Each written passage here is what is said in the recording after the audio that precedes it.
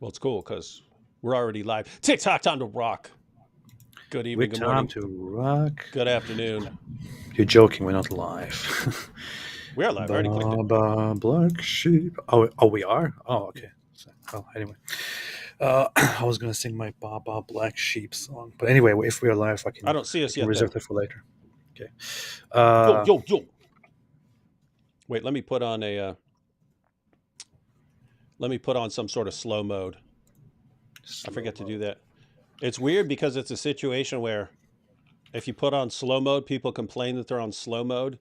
But if you don't put on slow mode, people complain that there's no slow mode. So either way, they complain. And so you have to think, okay, which way makes more sense? Well, it actually makes more sense to have slow mode on if people are actually trying to not be spammed with endless stuff and trying to have a normal conversation. I don't really care about the frequency of live comments in the comments in the live chat, but I just turn it on always just to have power over people and to annoy them. Yeah, yeah. So That I mean, that's the main reason for doing anything is you have power over people and yeah, you make them feel small when you can yeah, crush them like yeah, that. yeah, definitely. Or that's the main reason why we do. Yeah, why I have a channel actually. So That's it. That's all. Hey, hey, yes, happy Father's Day to everyone out there.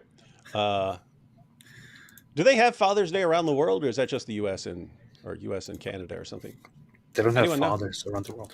No, they do have. They do celebrate Father's Day. The same day, like today? I believe so. I never paid attention to the date, so I don't know. I mean, I guess. I don't know. So it's Father's Day. Bunch of all the families over here with me, which means I'm like 7 beers deep here. What? This is Bitburger. That's a German beer. Oh yeah, Möchtest du ein Bitburger trinken, AP? that looks very German. That looks very German. Es ist sehr deutsch. Is that correct? Was that Sehr correct? Deutsch. Yeah, that's correct. Es It's ist always sehr Deutsch. it's always funny because I haven't touched German for like almost 20 years, so it's always fun when I get something right. What are we talking about? It's funny that you remember so much stuff, even some of the really advanced words sometimes. As you So, go back in time, I remember more and more. Like if you ask me something I read last week, I don't remember it, but I will remember commercials from when I was like 7. Like oh just yeah, like completely random commercials for things I was not interested in, but I still like Lee press on nails. They press on in seconds. No glue, no mess. Simply press on Lee super stick tabs, then press on Lee press on nails. That's all. Easy on, easy off. Use them again and again. They just won't break or split. Polish, and they're nearly impossible to chip. So press on Lee press on nails in natural and glamour length and a variety of sizes for a quick, easy fit. Press on, why? like it's all that why stupid stuff that there's no point. It's like it's filled. My brain is like an orange juice glass, and it's filled up with a bunch of stuff from when I was younger. And then just can't get any more. Oh, hey, check this out. Is there beef between David and Mike? I assume, Chris B. Cream, that you're referring to David Wood and Mike Winger, and you're about to see beef like you've never seen before. I Because mean, I this would understand nerd. why there's beef. Yeah. Why would you think there's beef? Well, because he's a nerd, and Nerd, exactly. I was like, if AP says because he's a nerd, AP's a genius. What really gets me is if you talk to Mike Winger in person, he talks like this and talks like the biggest nerd you've ever talked to at any point in your entire life. That's how he talks. But he makes his videos and he runs everything through like some auto tune filter or something like that, so that he sounds cool when he's talking like that. And you listen to him in real life, and he's like, it's like so. Anyway, it's like someone who I don't know, just someone who is totally fake. why are you making fun of the guy? It's Oh not yeah, his fault. so we did want to talk about Mike Winger because he provides an excellent example. See, look, people know. Look, the people have spoken. Winger, epic nerd. See that? You're going to see, because for people who haven't even seen him yet, you're going to be like, whoa. It's like he's like if Napoleon Dynamite became a Christian pastor. You know what I mean? Yeah. That's Mike Winger in a nutshell. But recently he made a video about reading the Quran and what he found after reading the Quran. But here's what's interesting. AP. Matter of fact, let me pull this up. Have you noticed, AP, that lots of people, lots of people, lots of Christians who formerly weren't saying much about Islam are starting to talk about Islam? So look, there's a Yeah. tweet. There's a tweet from Mike Winger. We still have Jeremy Wong pointing out Winger's an epic nerd. We know that. We agree. That's not in dispute. That is the one thing we will not dispute in this entire live stream. Oh yeah, yeah. So look, people get it. People are smart. Venom here points out that Mike is voice catfishing. We could call it voice catfishing. He's pretending to have a cool voice, but it's actually fake. He's catfishing with a fake voice. That's not cool.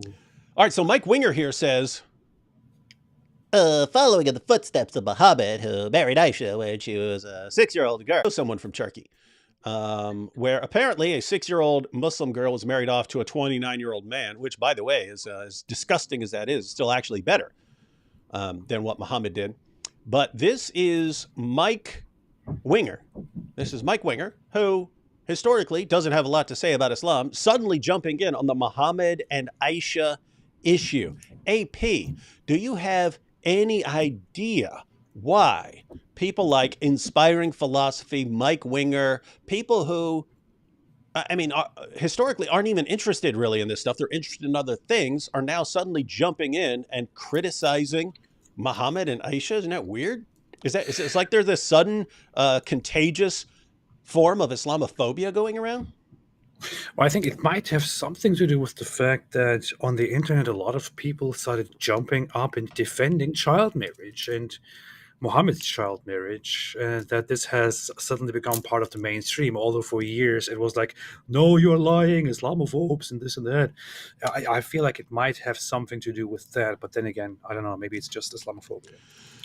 Yeah, and we've said before, these guys are creating their own enemies and they don't realize it, right? Like I was at the conference last year, DebateCon, when Inspiring Philosophy is sitting there listening to Muslims defending child marriage, and he actually seemed like he was about to jump out of his seat in a rage. This is Inspiring Philosophy, right?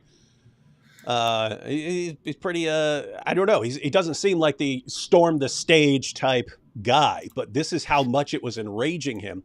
And the Dawa guys, they don't seem to understand that even though on some level it's always been normal for them, even though they couldn't always say things, they've always been on some level convinced that at the end of the day, it's okay. And so, yes, it might be a little weird to hear it today, but, at the end of the day, it's different cultures and so on. That's what they're thinking.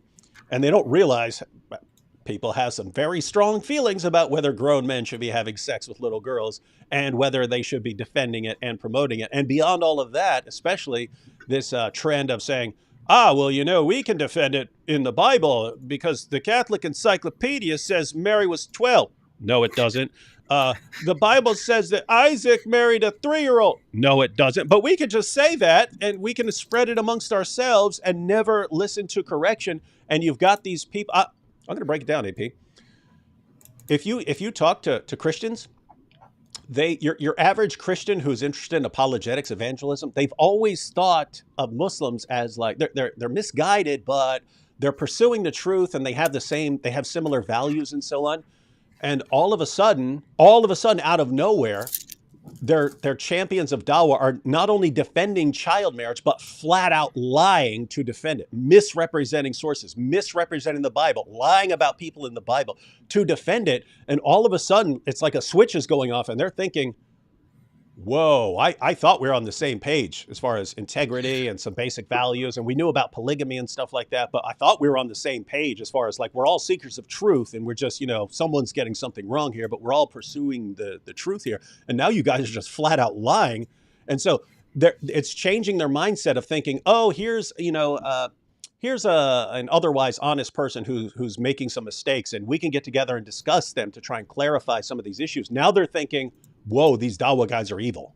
These Dawa guys are sick and evil, and they're defending pedophilia by lying. This is evil, sick stuff. And that's causing them to actually respond.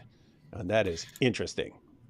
It is like, it reminds me of how the history of of Mormonism in America, is different. It stood for the whole issue of, I don't know, polygamy, including some really messed up stuff, including, I don't know, pedophilic polygamy and all that. But then through controversy, through historical developments, it changes, and the mainstream completely distances itself from that. While there are some fundamentalists who still stick to that and who are then, very much shunned, rejected.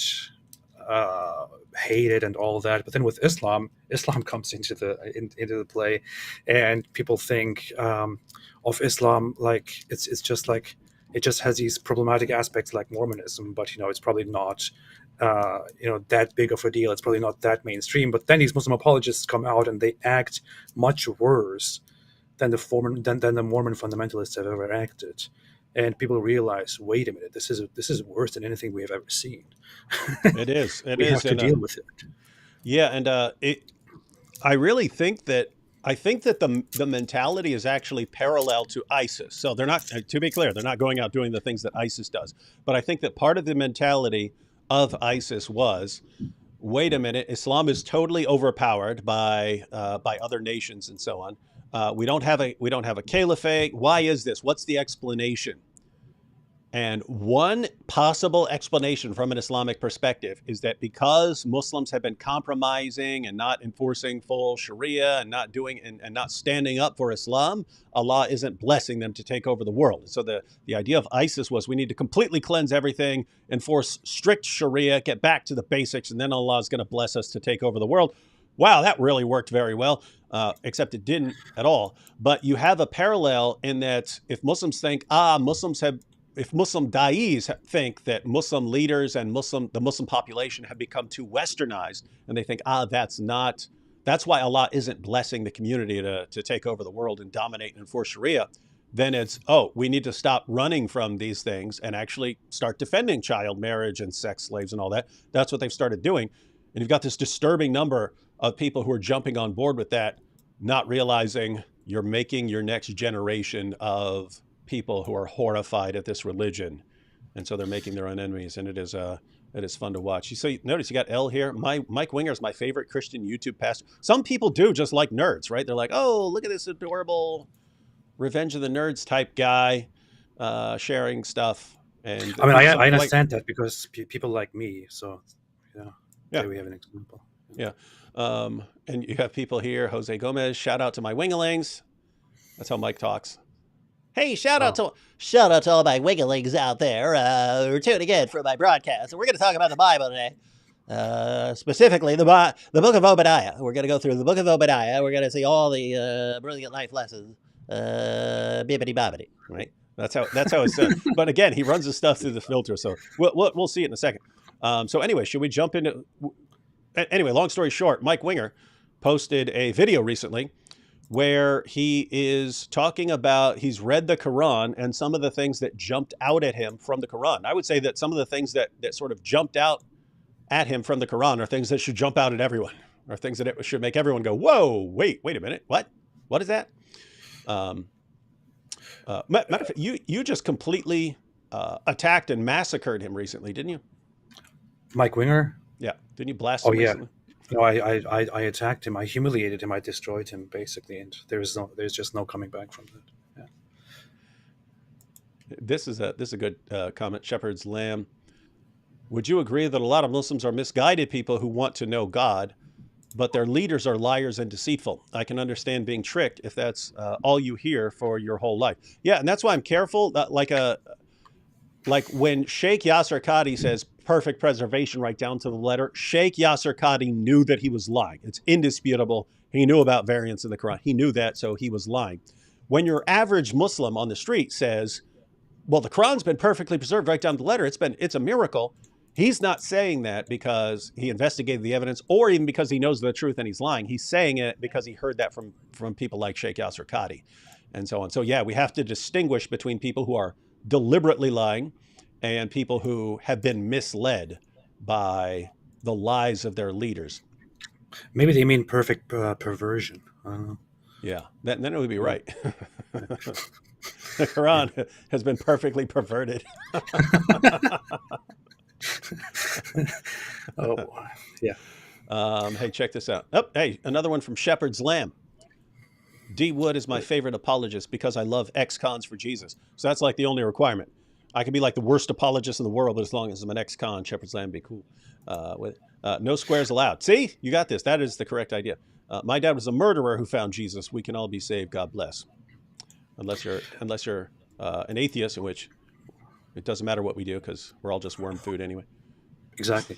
I would say my favorite apologist is a Christian apologist would be David, just for the mere fact that he agrees with me on a lot of things. We do agree on a lot of stuff. Yeah.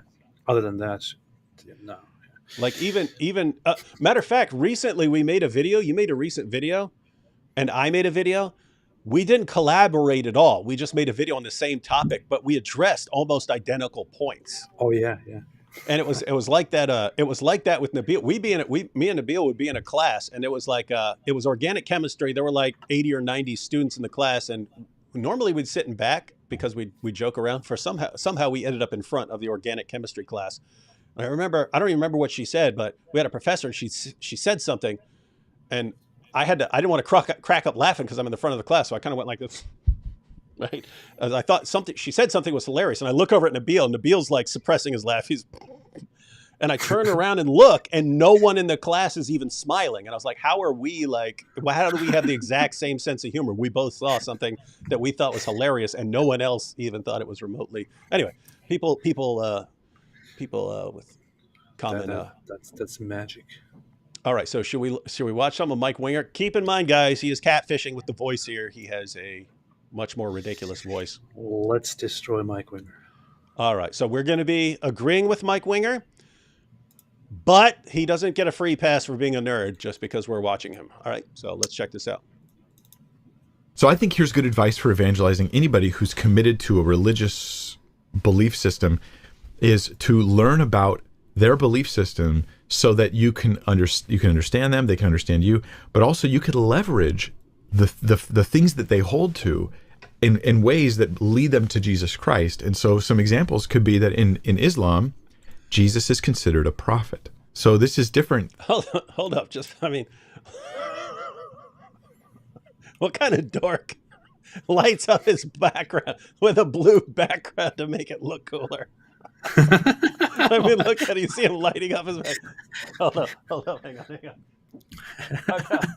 I've got one of those. Hang on. I want to be cool like Mike Winger. Hold up. Oh, here we go. Oh, here we go, everyone. Hey, check it out. Hang on.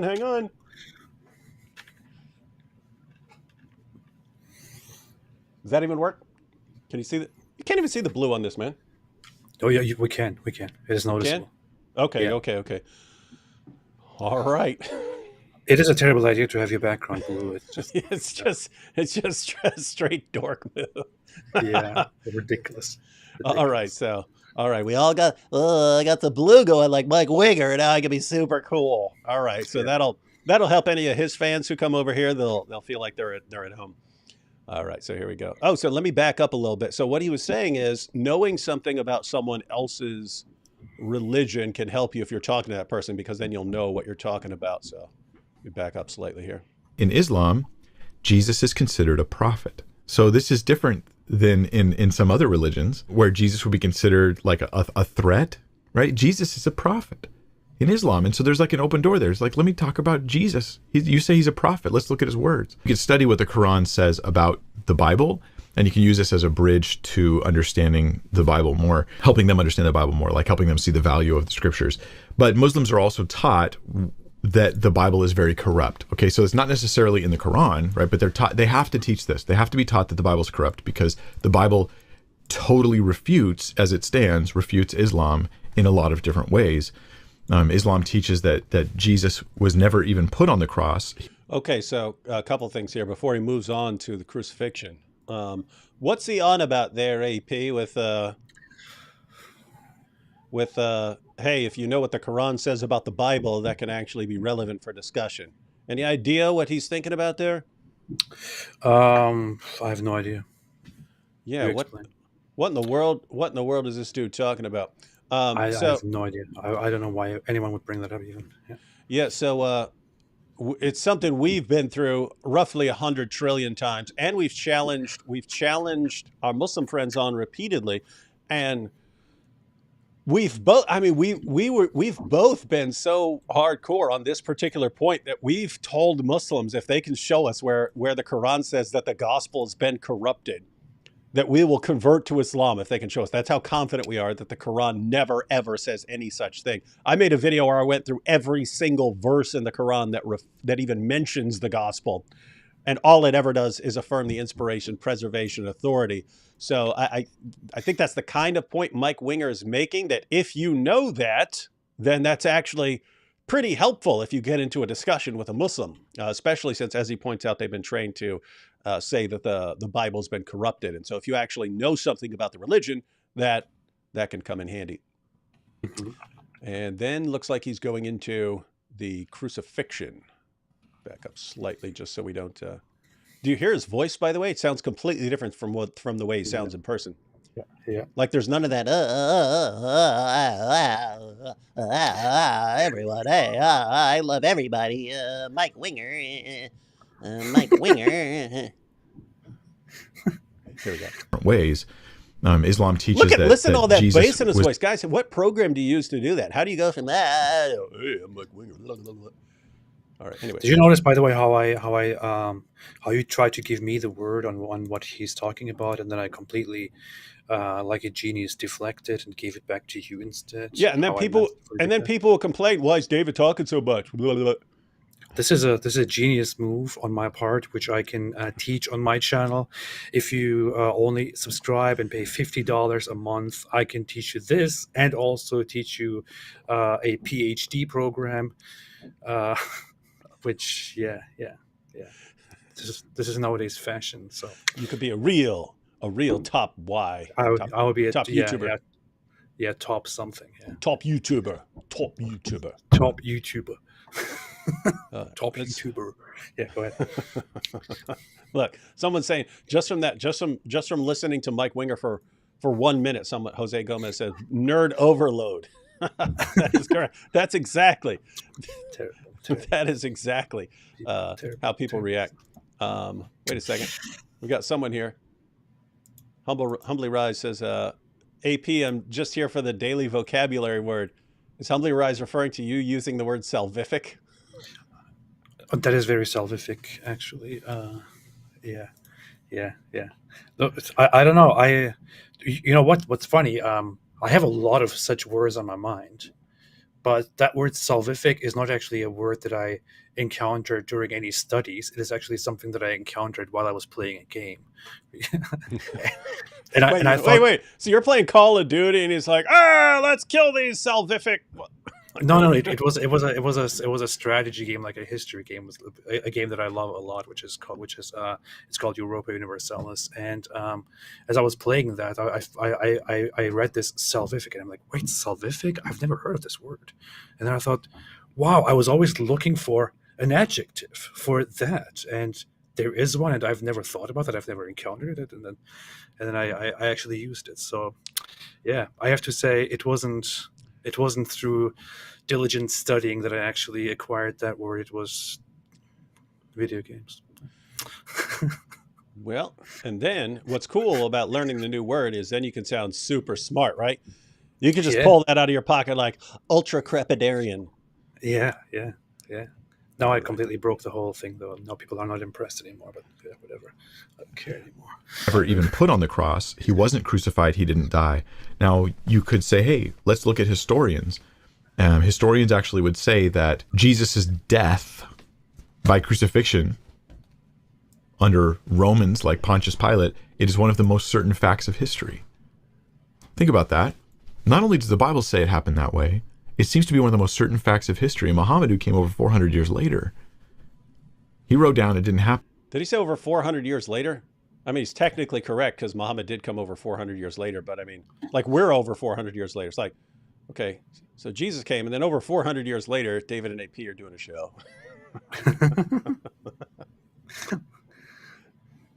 It's the 600. Yeah, 600 No way. somethings. Why would I believe that? Why would I believe that? Because that same author says that the New Testament here is God's word. So they go, oh, it's been corrupted, but they can't actually point to this is where it gets beyond probably a normal 15-year-old at least. They can't actually point to the textual corruption in the actual documents we have that represent our New Testament. They can't point to the corruption. There's no textual critic I've ever heard of on the planet who would suggest that the New Testament, there was ever a version of the New Testament that didn't have the crucifixion of Jesus and his resurrection. These are not debatable things as far as textual corruption is concerned. The only other, Isn't he adorable? Yeah, no, I know. He has this interesting, likable, dorky attitude He's like, and all that. as we can see from all the commentaries that I've read, I mean, come on, I mean, they gotta believe this. It's cool. But that's what makes it likable. If I was religious and I was looking for people to listen to, like I would like the way this guy acts and appeals to his audience. It's kind of nice. But I want to say he actually is addressing a very good thing to tell people about that whole narrative that the Bible has been corrupted, because that is an interesting detail that should be brought up in debates and in encounters with Muslims. You are saying the Bible is corrupt. You are saying the Scripture has been corrupted, but can you exactly tell me when that happened, how it happened? Can you point out how this corruption took place? What exactly is corrupted based on what you conclude that it is corrupted? And to go more into the details, because everybody can say, there's corruption because it disagrees with your scripture. But when you go into the details, it just does not make sense. You have the scripture in Muhammad's time. Up until that time, the Christians were following a religion and had their book. And you have to assume that from that time on, so after Muhammad's time, somehow the corruption happened, or just before his time, the corruption happened.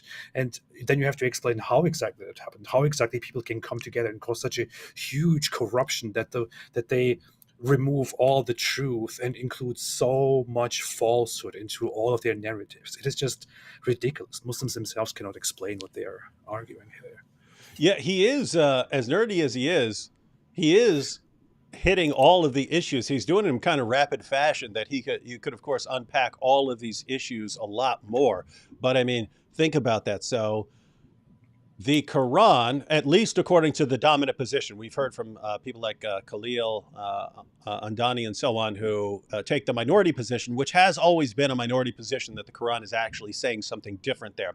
But the dominant position has been to deny that Jesus was crucified or killed. And the Bible, of course, says that he was crucified and killed. And so you've got two competing claims. And so you could look to history, he points out, right? You could look to history, and history is going to come down massively on the side of the Christian claim. But I mean, it's not just the Christian claim. Pretty much everyone except Muslims and certain Gnostics and Docetists have always held to that position. And scholars across the board, they agree that Jesus was crucified. They treat it as one of the best established facts of history. So the historical evidence is massively on one side. And so what are you going to say? You're going to say corruption. And he points out you can't legitimately say that, because that's not what the Quran says. But a Muslim's going to say that. But even then, when they talk about corruption of the Bible, like if they heard Bart Ehrman or something like that talk about textual variance, you're not dealing. There's no scenario of textual variance that gets you to a Jesus who didn't die by crucifixion. In fact, we've asked him about that. There is no, guys. Muslims still don't seem to understand. When you're talking about textual variance, you're talking about usually spelling differences and things like that. You're not getting to any sort of major doctrine shift. And so you go anywhere in the manuscripts, Jesus died by crucifixion. So the idea that things have been corrupted, that doesn't work. So he's pointing out there's actually no way to get to this view. And he points out that it's Muhammad's coming centuries later. So it's like, wait, you've got history on this side. You can't say corruption. You can't even say corruption according to your book. What have you got to go on? You've got Muhammad saying something centuries later and obviously having no clue what he's talking about. Why would you go with that? And so he seems to be right on the money as far as that. So Absolutely. That's good. You see his bookshelves in the background? What a dork, man. And before someone blurts out, "But David, you have bookshelves too." Yeah, mine are handmade bookshelves. He got those straight from IKEA. Look at that. Those are not. Those are store bought bookshelves. It's not manly, guys. It's not manly. Can't work with his hands. Went and bought some bookshelves from IKEA. Probably had someone else assemble. Are those gummy bears or jelly beans on his desk? There's a giant jar of gummy bears on his desk beside a light bulb that's doing nothing except lighting up a $40 guitar from Walmart. How does this guy have people watching him? Like, how? Oh my goodness. Just picking out the random thing and just picking on him for sport. Well, he certainly makes it easy. Well, he certainly makes it easy. Grays here says, wait, so at what point in history did Muslims start saying the Bible got corrupted? One claim is that it was when liberal higher criticism took off. No, they started saying it before that. They started saying it much earlier than that. But yes, if you go to the earliest level, your earliest commentators on what they thought. At first, they thought that Christians and Jews were corrupting the Bible with their speech. That was the earliest view. It was most people can't read, and so the people who can read are misrepresenting what the Bible says to people who can't read.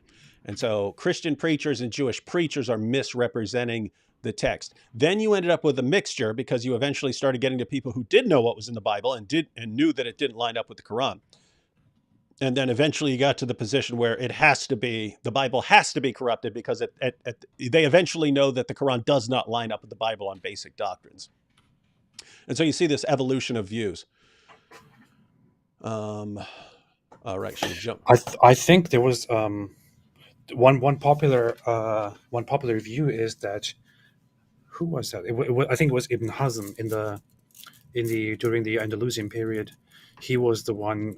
He was a very hardcore scholar, but he was the one who first explicitly wrote down and pointed out that the Bible in its original form had been lost, and that the current form had been, completely corrupted or something like that. And yeah, I believe it was him. I can briefly check that, but yeah, that's one view. And so it's just this interesting situation where you've got almost an entire population who thinks that it's not just that they think the Bible's been corrupted; they think the Quran says that the Bible's been corrupted, and that's just interesting. And it's right up there with the myth of perfect preservation and the myth of scientific miracles. It's just their leaders have been saying something all these years, and people think that they're being told the truth by their leaders when they're just not. I mean, imagine when Ali Dawah comes out and says, "Yeah, okay, the argument been debunked." Okay, then all the people who are putting that forward, shame on them. But that was, Ahmed Deedat and Zakir Naik and endless piles of da'is spouting that complete nonsense. They were also saying perfect preservation right down to the letter. Now they admit that's a lie. Wait, the guys who are telling you that the Quran says the Bible's been corrupted, those are the same guys who've been lying to you about everyone else, and you're going to trust them, right? This is yeah. So here is the whole information about that claim again. It was indeed Ibn Hazm. Ibn Hazm was a scholar from the 10th century and the 11th century in today's Spain, so Andalusia, and he was very literalist. He was from the Ahiri school, which today doesn't really exist anymore, of people who took everything completely literal and had no further speculation on them in the scripture, and had a very literalist application of law as well. But he was the one who as it is currently thought, for the first time, explicitly wrote that the Bible, as it was revealed in its original form, had been lost, that it simply just does not exist anymore, and that the current Bible is a corruption which cannot be relied upon. And that is, 10th century and 11th century. 11th century, actually, that's when he was doing his work. That is quite a while after the emergence of Islam. And at that time, most people didn't even really adopt that view. That became mainstream later on. He was also the one who argued that those who believe that Jesus has been crucified are outright disbelievers. They're kafir and things like that. So that is a development that out of necessity arose over time. Yeah, and it had to, and because notice if your prophet says, if your prophet affirms the inspiration and the preservation and the authority of a book that completely contradicts his own book on basic doctrines, you've put people in a very difficult spot here, because if you affirm a book that completely contradicts your own book, you just destroyed your own book, because if you go with the book that you're affirming, then it contradicts your book, so your book has been destroyed. Or if you conclude that you shouldn't trust the book that you're affirming, well, then you're in trouble because you affirmed the book. Either way, you're in trouble for affirming a book that you contradict. And so the only alternative, so you either say, okay, now I have to reject the Quran, in which case you get your head chopped off, or you have to say, oh, well, it must have been corrupted anyway, even though that's the exact opposite of what the Bible, of what the Quran says. So it's just, it's an awkward position that they've been put in by their prophet. But guys, your prophet has put you in this position, not us. All right. Thing I would actually encourage you to do, I'll add to this, is actually to read the Quran. I know some of you guys are like, don't tell her to read the Quran. But oh, hang on. That's interesting. What are your thoughts on this, AP? Because I'll give you, people ask me all the time, and it's normally Christians who are asking for like evangelistic purposes, which is what Mike's talking about. And I could see it. I could see you answering in either way, because I would agree with Mike. It helps if you know the Quran. But it's always seemed to me like people who decide, hey, I'm going to read the Quran to learn about Islam, to do evangelism, they like 99% of them give up because it's so hard to read the Quran, and they give up and they stop. So I normally tell them, don't do that. Read some articles or books, or read topically. Pick a topic you're interested in, go to the index of the Quran, find all the passages about that topic, then read those. But just starting off at the beginning of the Quran and reading it through, people give up. With that said, if someone says, no, if I read it, I'm actually going to stick to it, I would say, oh, of course, read the Quran then. So I'm just thinking in a practical sense, I want people to familiarize themselves with Islam so that they know what they're talking about. It's just starting out, jumping into the Quran, they tend to give up. So don't start that way. Read that later. But he's talking to people and saying, yeah, go ahead and read it. Which again, if they're going to stick with it, I would agree with. What are your thoughts? Because do people ask you if they should read the Quran? Yeah. And I usually say that, go ahead and read it. I like to give people a rundown, a quick breakdown of what Islam is, and what the Quran is all about and how it is. But I always tell people to just pick it up and start reading, specifically because I know that most of them will immediately become aware of how terrible it is, even in the. That's a good point. That's a good point. That's a good point, right? So in other words, they will not even continue reading because it is so bad. Yeah. So on my view, people would give up, but in that process, they would find out how bad it is. So I guess that is yeah. Exactly. That's why we can even combine this. Someone could say, "Hey, David, I'm interested in evangelism to Muslims. Should I read the Quran?" I should say yes, and then when you inevitably give up, you will understand a good response to their objection that the Quran is this masterpiece of literature and so on. So that when a Muslim eventually says, you should read the Quran, you can say, I tried, but that was, my goodness, that was the worst book I've ever seen in my life. Exactly. All right, you have a request here. Hi, I just want to hear Ali Dawa voice impression from both of you. Both of us? So you go ahead first. Also, what we can see is that all the arguments that we've been using for all of these years has all been a bunch of lies, but you should still be Muslim, yeah? You should still be Muslim, because if not, then listen, bloke, we're going to chop your heads off, yeah? Ali Dawa in a nutshell. I can't do it right now. I need more energy and more meditation, more dedication, and I have to do something. You need more bit beer. No, yeah. Bitburger. You need more Bitburger. That's how you do it. Probably.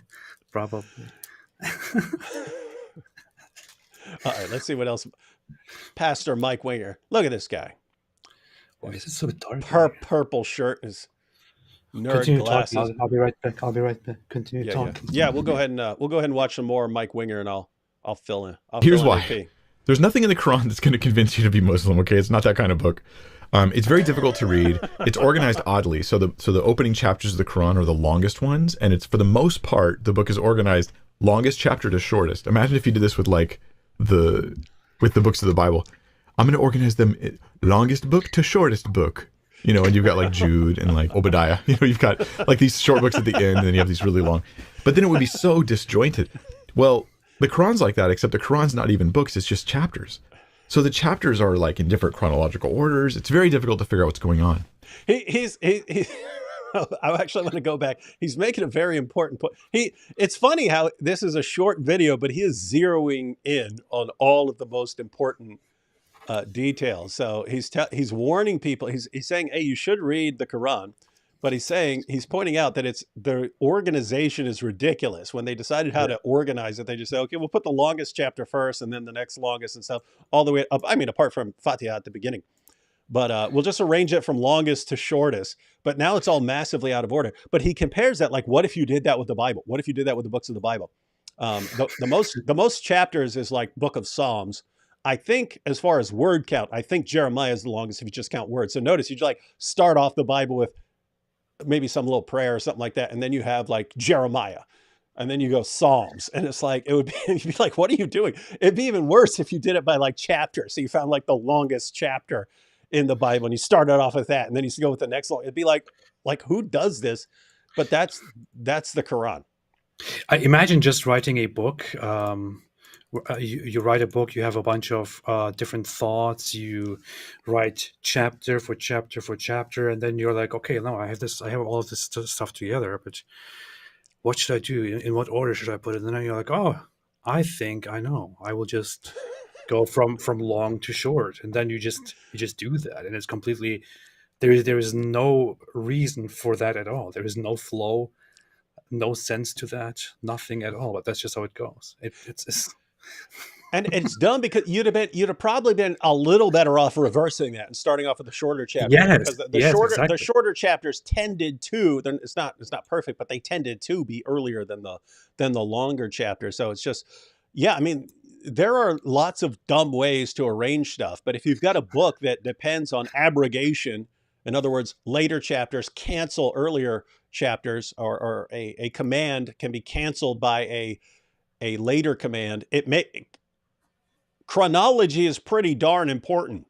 And then so to put that as your fundamental principle and then put the chapters completely out of order, you're begging for trouble, and you're making it so that you have to go outside the Quran to even understand it, to even understand what. In other words, if you were on a desert island and you had a copy of the Quran, that's all you had, you would not know how to be a proper Muslim. You wouldn't know because you can't. That's a funny thing.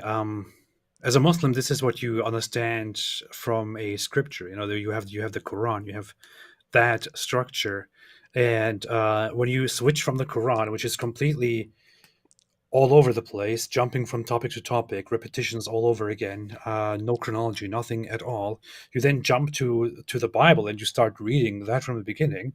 It suddenly reads like an actual book where it starts from the beginning. It goes through, I don't know.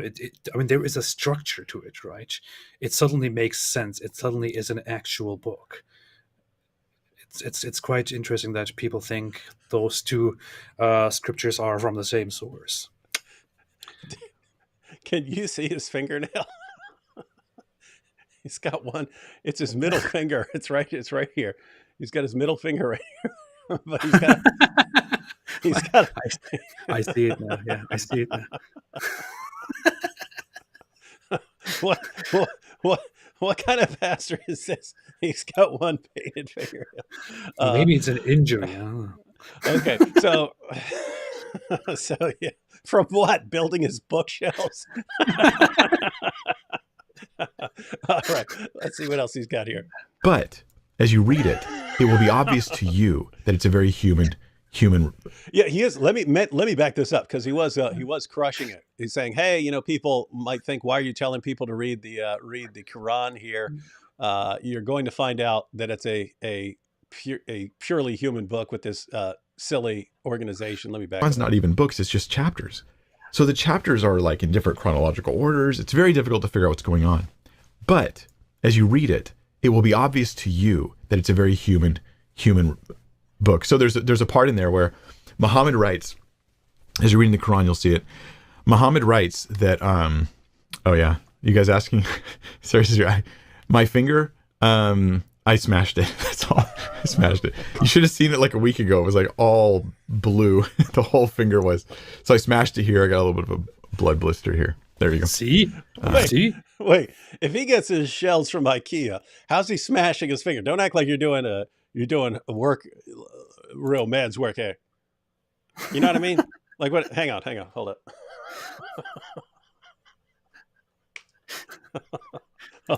Hang on. Because notice he doesn't say what happened. He just says he smashed it, right? But how's this guy? How's this like king of the nerds gonna smash his finger? Like, what's he doing? So it's like, hey, AP, you be you. I'll be Mike Winger. You asked me what happened to my finger. Okay. I'll show you your finger first. Okay. Huh? You gotta make it real. Show your finger first. Okay. Oh, what happened to your finger, David? Oh, well, very thoughtful of you to ask, neighbor, because as you know, caring is sharing.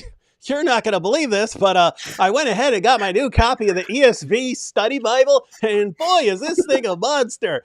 But I've already, I've had 3 copies of this before, but I burned through them all. You know how that goes. Anyway, I got so excited when my new leather-bound ESV Study Bible came in that I just immediately started reading. And since it is in chronological order, I just started reading, and then I got to the end, and I go, whoo, and I slammed this big old book right on my finger, and look what happened.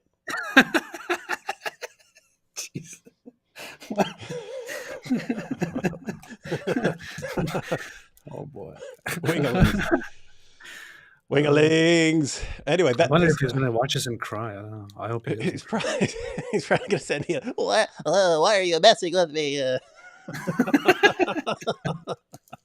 No, I'm not going to send. I was going to send you some gummy bears, but no more. Oh boy. Can't believe AP's making fun of this poor innocent pastor.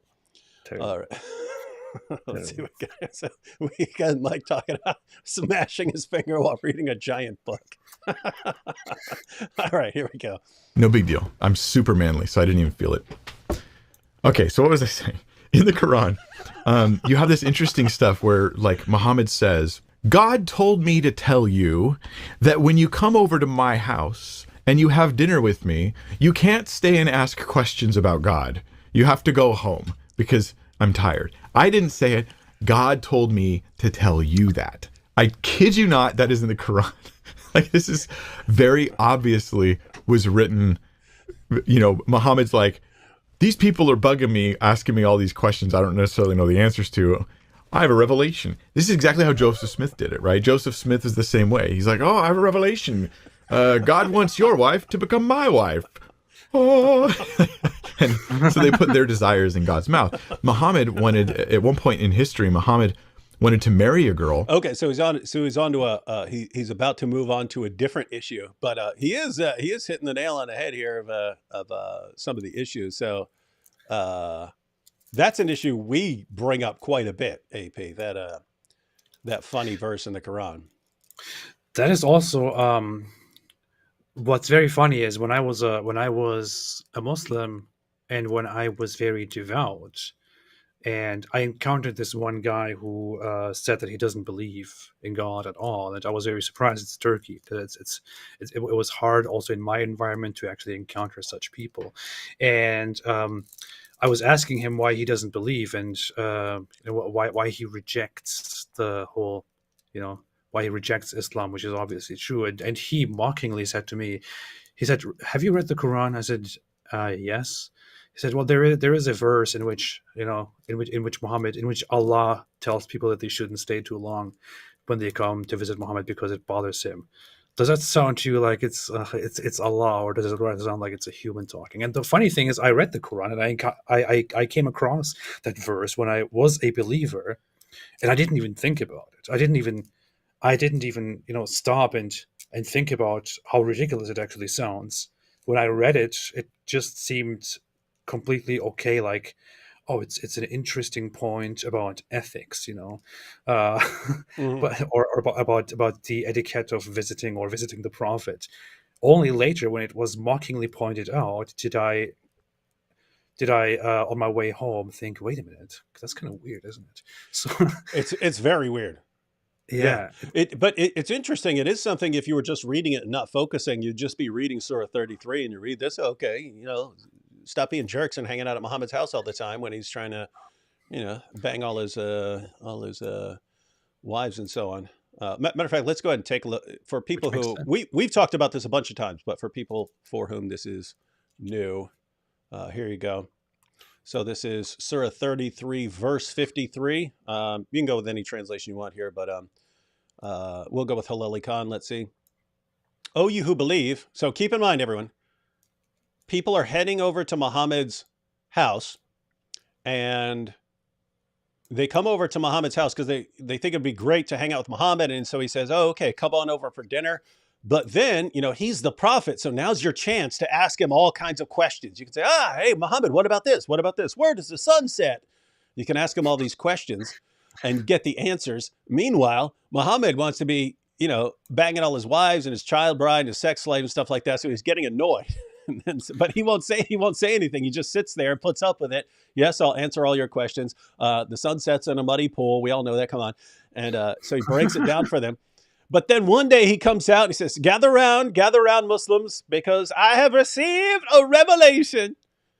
And it's, oh, you who believe, enter not the prophet's houses, except when leave is given to you for a meal, and then not so early as to wait for its preparation. In other words, don't show up early and be chatting, right? Show up when it's right when you're ready to eat. But when you are invited, enter. So when you're invited, enter. So like when the meal is supposed to start, then you jump in. And when you have taken your meal, disperse. Right. So once you have eaten, notice when you finish your food, get out of here. Without, specifically says, without sitting for a talk. Do not sit around talking to Muhammad. Verily, such behavior annoys the prophet, and he is shy of asking you to go. But Allah is not shy of telling you the truth. And when you ask his wives for anything you want, ask them from behind a screen. That is purer for your hearts and for theirs. And it is not right for you that you should annoy Allah's messenger, nor that you should ever marry his wives after his death. Verily, with Allah, that shall be an enormity. Because guys were saying, hey, don't worry if you die because you're old and you're all poisoned up and stuff. But don't worry, we'll take care of Aisha after you. I'm going to marry her. So don't worry about who's going to take care of Aisha. And there you have the response from Allah. All this stuff that's been annoying Muhammad, but he's too shy to say any of this. He steps out one day and says, here's a revelation. Oh, Allah is going to name all the stuff that's annoying me. I wasn't going to say anything, but Allah is not shy like me. So here's the revelation from Allah. Now you better obey him because that's Allah. And it's just this verse is actually to me it is one of the good evidences that Muhammad is real, and that Muhammad is actually the guy behind the Quran who recited to his followers this stuff, and people then came together and wrote it down. Because I feel like this is just such a clear sign of a human origin, of a human making this stuff up and telling people then about it. I mean, this is probably what a lot of people would do if they tricked people into believing that they are actually speaking on behalf of Allah and that they are receiving revelations all the time. I guess you could make use of it. It's a little bit risky, right? Because you would probably risk raising suspicions, because it's kind of strange that Allah would interfere and make a revelation just for your convenience about how your guests shouldn't bother you too much. But he did it, and it's a very human origin verse. I think it's quite obvious. Yeah, this is this whole chapter. You could make an entire 3-hour video just on problems with Surah 33. Surah 3350, that's the verse where Allah says, hey, Muhammad, even though everyone else is limited to 4 wives, you get more. You get as many as you want. Right? A little bit suspicious there. This is, and Mike's about to go here, but he points out Surah 33, verse 53. That's this one. Then Surah 33, 37. That's the one with Zainab. And so that's another big issue. And then he's going to point out that in order to justify his relationship with Zainab, he had to abolish adoption. That's also in Surah 33. You have all of these passages. And by the way, originally, this is where the verses of breastfeeding adults were that were eaten by Aisha's sheep. And so it's like, and this is the chapter that Ubay ibn Ka'b said originally was as long as Surah 2, the longest chapter of the Quran. It's almost 300 verses. Today, there are 73 verses in it. Why? Aisha had the only copy and a sheep ate it. And so they lost over 200 verses from this chapter. So it's important. This is the main chapter people go to when they point to things that just tip them off. Like, this is obviously a man coming up with this stuff. Yeah. Obviously, this is where they go. What's amazing is that over 200 of the worst verses were taken out of this. Because, I mean, it's kind of obvious what happened with Muhammad and Aisha. I mean, the verses of breastfeeding adults, right? Where your wife has to be around a grown man and you're worried about them committing adultery. No problem. Have her breastfeed the guy 10 times. That'll solve any sexual tension between them. Then they won't be attracted to each other once she's put her breasts in his mouth repeatedly and he's sucked on them. This is the creator of the universe supposedly revealing this. I mean, solution.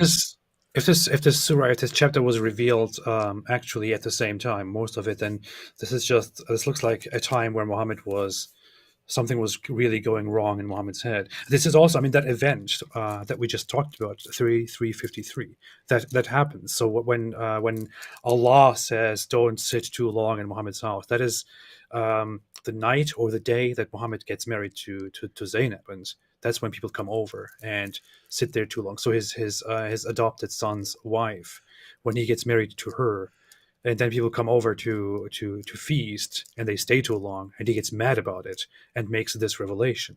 And then in the same chapter, as you pointed out, there is again the whole issue where it goes deeper into the Zainab problem and all that. So it's maybe Muhammad's mental health was not really very much in order when this chapter was being revealed, or he was just having too much fun. I don't know. That's what it seems like a period in history where he's just like, I can get anything I want. Like, I mean, if you asked me to come down on his side, I believe that Muhammad actually thought that he was a prophet. So I don't believe he was just like, I'm going to come out and dupe everyone and trick everyone. So I think he was, he really thought he was receiving revelations, but it's this chapter is the one where you go, I don't know. I mean, it seems like it kind of seems like too much. So what you'd have to say, if you wanted to stick with that, you'd have to say that, I mean, his desires were just massively influencing his revelations. Like any perverted thing he wanted, he really thinks Allah's giving him revelations to justify anything that he wants. Yeah, that's the thing. I would not. I mean, it seems very unlikely to me that Muhammad was actually, this deceitful guy who, like an evil genius, kind of created this whole fake idea that he is a prophet, and then he was just creating these revelations and fooling everybody. I think that is very hard for me to believe.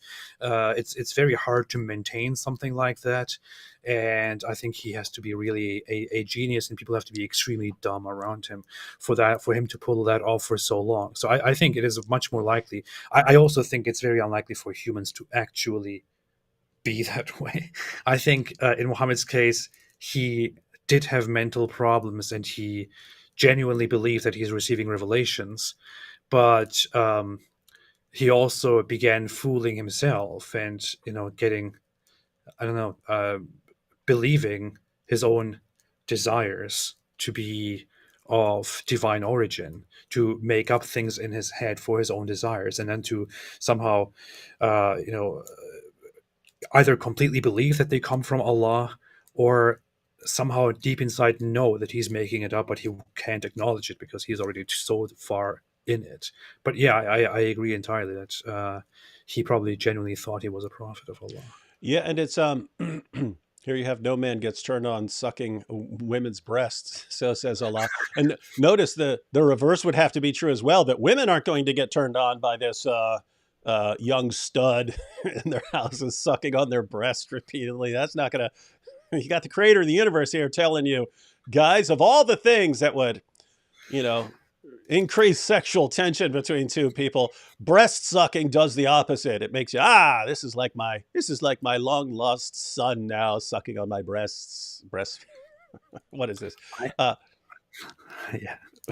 You know, it's great. Along the lines of what you were just talking about, it's weird because, you know, we could look back in hindsight and say how obvious this is that Muhammad's desires are at least influencing his revelations, assuming that he's not actually aware of it. And you would think that his followers would be aware of this too. But this is this weird situation of, yes, if you were aware of all of this at the beginning, you'd say, oh, come on, right? But if you can get it started, you can make it work, right? It's like Hitler. Hitler didn't just come out and be Hitler and be, you know, taking people to the concentration camps and so on. Your popularity has to increase over time. And then you get to the point where anyone who disagrees with you and sees, oh, wait a minute, this is evil, you can crush them.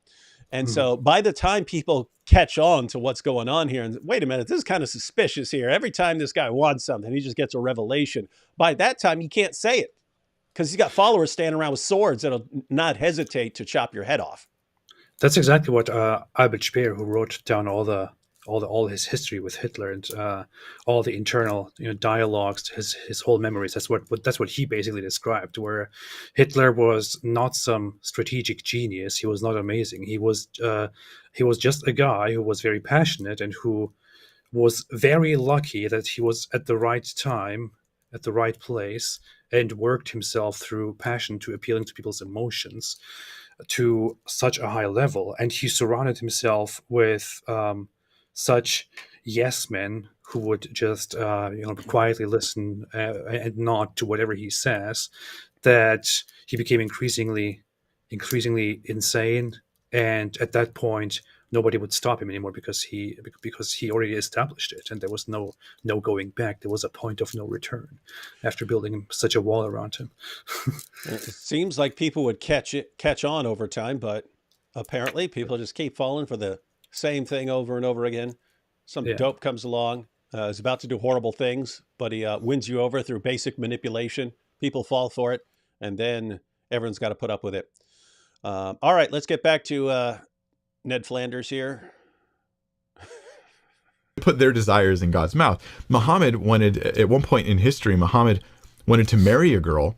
He had many wives, as a lot of false religious leaders do. They have many wives. And that's the difference between, say, Christianity and these other belief systems, because we look at even the men in the Bible who were polygamous and we say that was bad, right? But Jesus, of course, gives us a different example, and the Bible actually teaches a different standard of one man, one woman. But a lot of these false religions, they have lots of women because it was ultimately a man pursuing his lusts in the form of religious commands. So Muhammad had a revelation thing where he wanted to marry his son, his adopted son's wife. And as I recall, what happened was they're like, well, you can't do that because he's your son. That's incest, even though he's adopted. So Muhammad came up with a new revelation. Well, God has just showed me something. God has shown me that adoption is not something he respects. Adoptions don't count anymore. There is no adoption. And so he didn't just disown his own adopted son.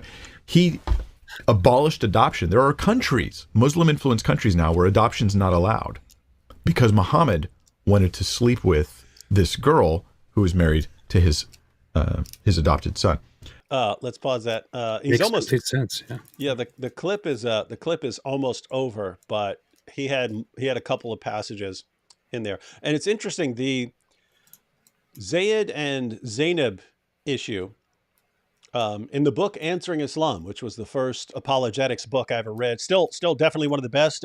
Any of you you who ask me, hey, where you should get started, whether you're a Christian or non-Christian, I mean, that's written from a Christian perspective, but one of the best introductions to the issue there is, especially if you're into, Christian apologetics, but that was written by Norm Geisler and Abdul Salib.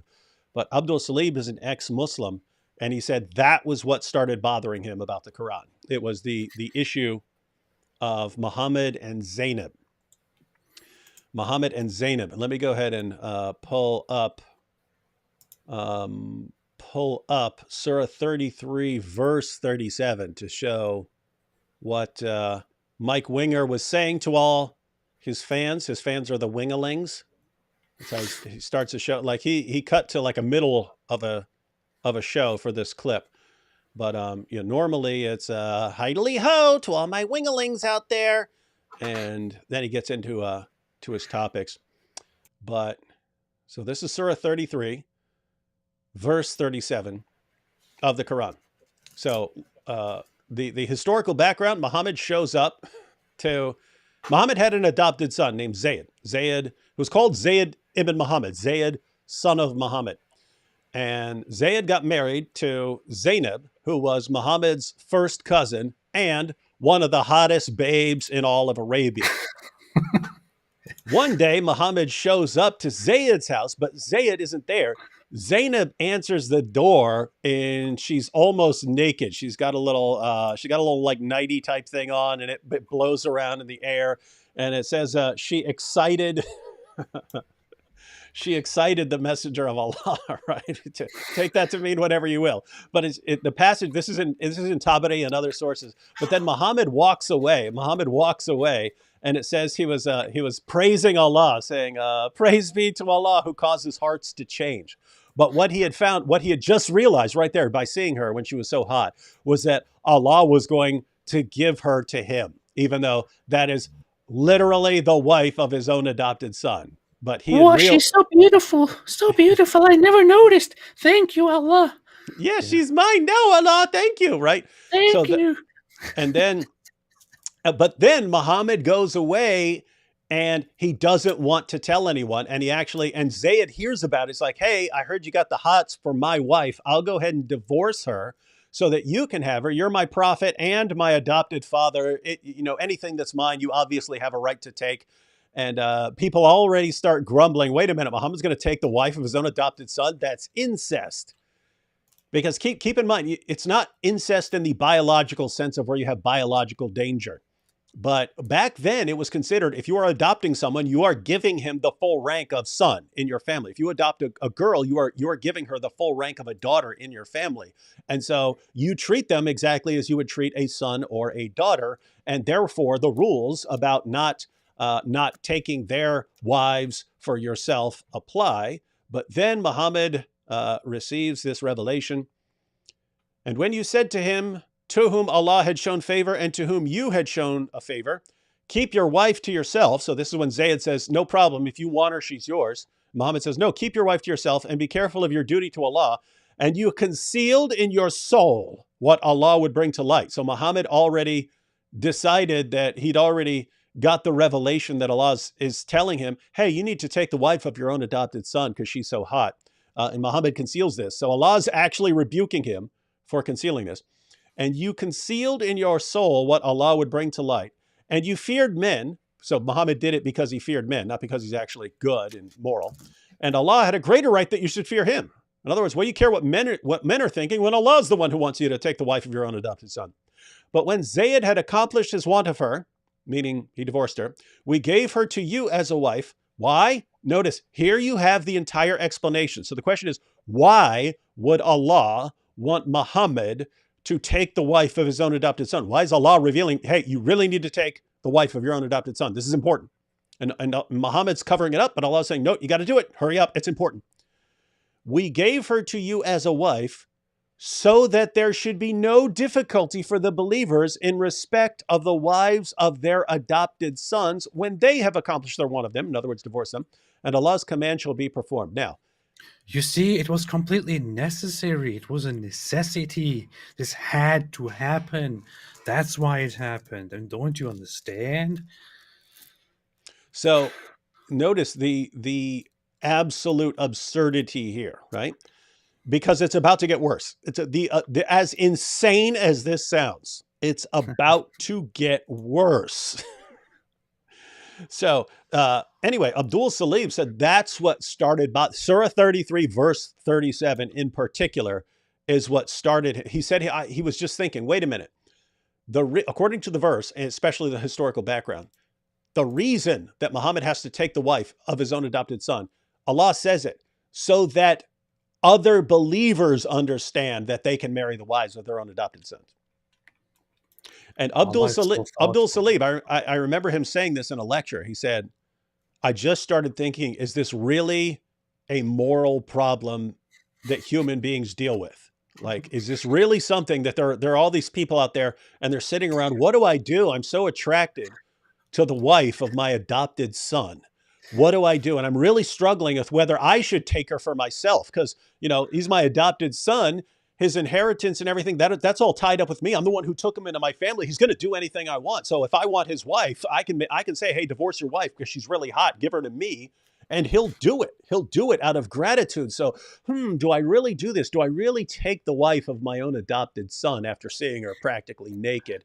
And Allah says, yes, Muhammad, you have to do this so that other men understand it's perfectly acceptable to take the wives of your own adopted sons. They need to know that, Muhammad. And notice, if you wanted to make that a rule, Muhammad could have just received a revelation saying it's okay. But no, this is so important. Don't you know, David, don't you know that this is such a huge problem in philosophy? It is an existential question. It is its standalone branch in philosophy. Entire books have been written about it. Entire philosophers have specialized on the topic, can I marry the wife of my adopted son? This is such a hugely important topic. You just can't downplay it. I mean, this is absolutely ridiculous and insane. The idea that, yes, I mean, moral philosophers have been dealing, guys, just from experience, how many of you have ever heard of anyone who's really struggling with this? Like a father could deal with that problem, right? Like, just imagine the situation. You have an adopted son, you've adopted someone, you show up and oopsie, you saw his wife half naked. You're like, whoa, she is hot. That could happen, but you're supposed to be, whoa, I am sick. I need to stop this. I need to go wash my eyes out and repent of this. Whereas Muhammad's saying, no, take her, get her for yourself. Allah wants it. He wanted you to do that so bad that he gave me as an example of how this is supposed to go down. That you're supposed to see this. You're supposed to see a hot chick and you say, even though she's my adopted son's wife, I got to have her anyway. He'll hand her over. Allah wants Muhammad to know this so much that he orders him, you have to do this, and condemns him when he tries to cover it up. There's so much here. Like, we're not done. There is no lying about it. It's a human thing. Like it can happen to anybody. It could happen to me, to anyone else. You walk in, you see a scene that you're not supposed to see. You are very impressed by it, and you think in your head, "Well, okay, no, yeah, that's very, very interesting, but I shouldn't have seen that. That's totally not okay." And yeah, I better find a way to get rid of this thought now. I'm going to distract myself with something else. But this is just us humans, right? It's just us regular humans. But in that case, it's Muhammad, the messenger of Allah, who is specifically sent and chosen and guided by the Almighty Allah to be perfect. And everybody looks up to him. And he's a perfect moral example to everybody.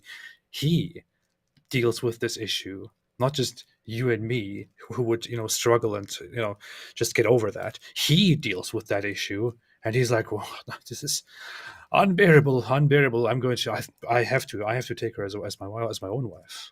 Yeah. Allah will solve this problem. I will take her as my own wife. Yeah. So it's just, he was obviously not a prophet. He was obviously not a prophet guided by an almighty, perfect Allah. He was obviously not a perfect moral example.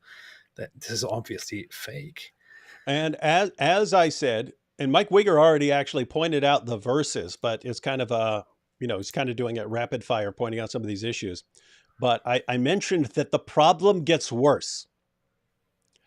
So suppose you grant everything Allah says right there, right? Suppose you just grant, okay, this is something that lots of men struggle with. They struggle with whether they should take the wives of their own adopted sons. It's just such a huge moral problem for people. And yes, they just, Allah finally comes down on the side of taking the wives of your own adopted sons because, they're hot. And especially Muhammad has to do this. And you say, why did Muhammad really need to do it? Why couldn't Allah have just revealed this? Why couldn't he have just said it? You don't need to, Muhammad doesn't need to do everything. Allah could just reveal something and say, don't do this or do this, and that would have been fine. Muhammad doesn't need to actually go and do everything that he's allowed to do. But it's so important to Allah. It's so absolutely important that men understand that they can take the wives of their own adopted sons, that Allah says, Muhammad, you need to do this. And he gives the explanation why. He says, so that other believers understand that they can take the wives of their own adopted sons. So that's Allah's explanation. Now, I said that this is about to get worse. It's about to get worse.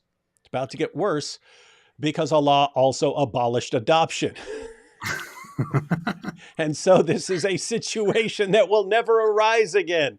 It's not something that applies anymore. In other words, Allah is saying, Muhammad, you have to take the wife of your own adopted son. Why, Allah? Why? I don't want to have to have sex with that super smoking hot woman that I just saw practically naked. Don't make me do that, Allah. No, you have to do it. Well, why, Allah? You have to do it so that other men understand they can take the wives of their own adopted sons.